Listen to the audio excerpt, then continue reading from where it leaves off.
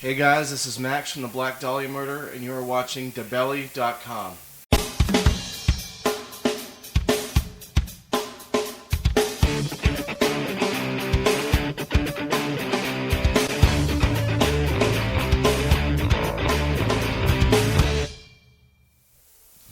Hi, this is Dave from DaBelly, and tonight we're at the press room here in Phoenix, Arizona. We're going to talk to Max Lavelle, who's bass player from Black Dahlia. Welcome. How you doing? Doing well. I'm happy Good. you guys made it to town. Yeah. You know, it's been, it's good. We've had some trouble getting in here. Our bus is kind of messed up right now.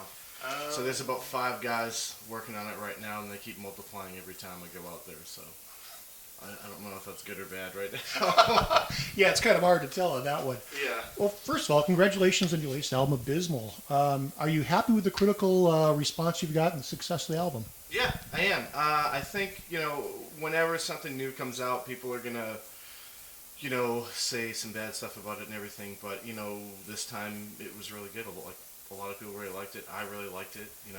The sales were really good considering that sales are down for everything right now. So it was good, I think. Yeah, there were some notable changes in this album. I think, the fans thought one of the bigger steps forward or steps away from the last album was that you've kind of sped things up a little bit, added a little more power to it, a little more speed into it. How did that come about? We try to do something different every record, but we're not trying to do, we're not trying to completely change the sound, but yeah, there's going to be some things that we're going to do a little bit differently in every record. And this one, we were just feeling it to be faster this time, and that's kind of how it came out, so. I was reading in prep for this interview a quote. It sort of surprised me. It made it sound like you guys write in the studio. You said the album reveals itself sort of as it's written in place. Mm-hmm. There's no preconceived concept going in or anything like that. No.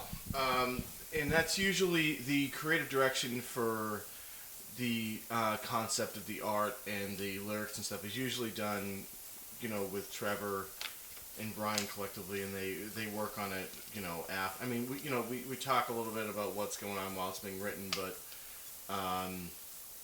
it's mainly, that's Trevor's world. He goes in and then kind of writes around the music that's written, so it kind of comes music first, and then we kind of do the next step after that.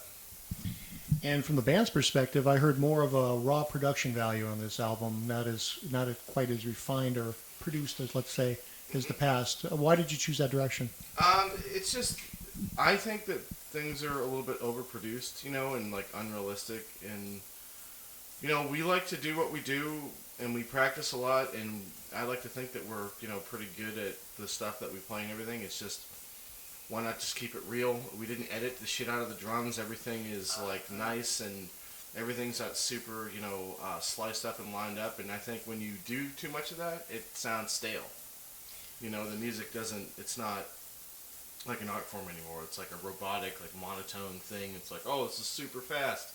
It's so perfect, but it doesn't always sound that great, to someone's ears. I mean, to me, that's how I feel about it. I agree. You can certainly sterilize an album in the studio if you try hard enough. You go in there and fix every little nuance, which sometimes brings out the personality of the album. That makes it more interesting.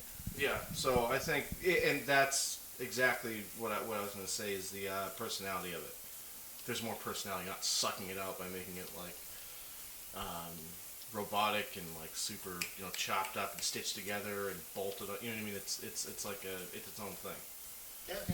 I love their album this time. It was exciting to hear for the first time, and it's exciting to hear. It's in my CD player in my car. Awesome. So that's the best thing I think anybody can say, right? That's awesome. Yeah, that you're actually listening to it. That's great. Well, that's good stuff. So one of the quotes I heard from this record was that there's a sort of a melancholy feel about it. I'm sure that's reflected more from the lyrics. Yes, that would not be my realm. Sorry about that, but the music, the music's dark, but yeah, the whole theme of it, I'm the wrong person to ask for that one, sorry. But can't fully answer that question. That's all fair enough. I don't mind that one bit.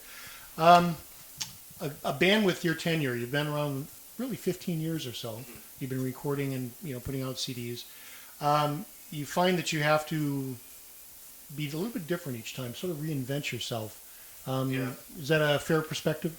Yeah, I mean, obviously, when a band first starts out, you're like growing up with your music and you're refining your craft, and every record is going to be an improvement. I mean, if that's what you want to do is improving, and that's what I think we're doing is improving with every record and getting better and evolving, and the music is getting better every time. I mean, that's kind of, you don't have to reinvent yourself, but you do have to stay current. You don't want to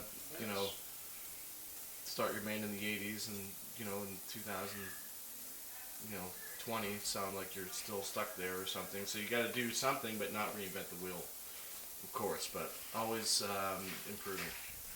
So how do you think the band has matured in the last couple of albums? I think I read a quote online talking about how you split your album catalog into two sections, and the earlier and the later, and well, I'm just curious in where you see yourself on this album as a natural progression.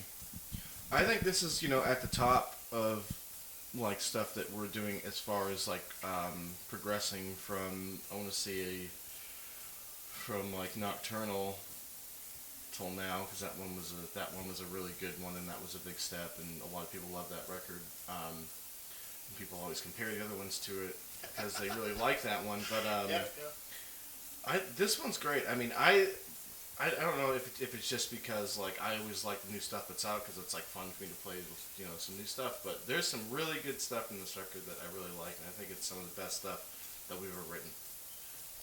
See, that's always exciting to hear. Yeah. Thanks. So I hear Threat Level number 3 is kind of the most challenging song you guys have in your set this time. That's one of them, yeah. Threat Level number 3 is up there. It's kind of all over the place. It's really melodic, so like there's really no room for error. You can't fudge a part, because if you do, it's like 3-part harmonies, and people are going to be like, "Oh, that sounds bad," and then anyone can hear that, But that one's hard. Receipt is probably like the most like you're like you're like strapping yourself into your boots on stage, not moving, because it's so like it's really in there. But Yeah. that one's good. Another hard one on there. Asylum, that's like my favorite song.